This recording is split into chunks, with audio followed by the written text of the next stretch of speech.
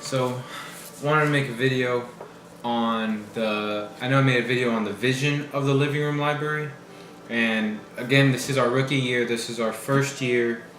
We're gonna be trying a bunch of different things, but I wanted to show a textbook that I found on online for really cheap. This is a older edition, but I believe it was like $10-12, and this is gonna be the book that I believe is gonna help us the most in really kind of seeing the vision for the living room library, and it's called Asset Building and Community Development.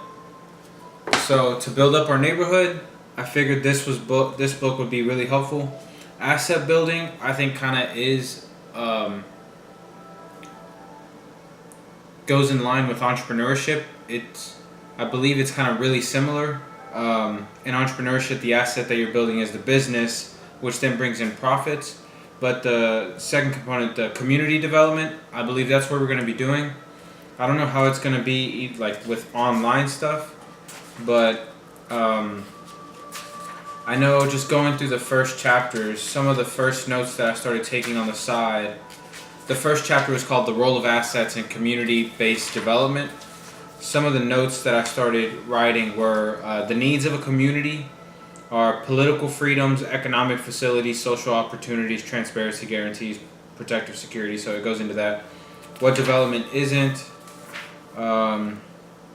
When the poor become successful, as the poor gain access to assets, they are more likely to take control of important aspects of their lives, plan for their future, and deal with economic uncertainty, and to support their children's educational achievements. Making sure to work for and ensure that the lives of the next generation are better than their own. So when the poor or the lower economic communities begin to have success within their community development, these are some of the things that they strive for. Some of the important lessons are teach the neighborhood how to fish. So like teach the neighborhood how to educate themselves and teach the people within it. So helping residents develop research skills, substantive, whatever, a lot of knowledge, and learn to address community issues. The community capital, the assets that a community has are physical, like buildings, human, the people within it, social, the networks that everyone has, financials, environmental, political, and cultural. Step 1 in the process is know your people, and then let people get to know each other through community service events, volunteering activities, hobbies. Setting differences aside to grow as a group, like a championship sports team.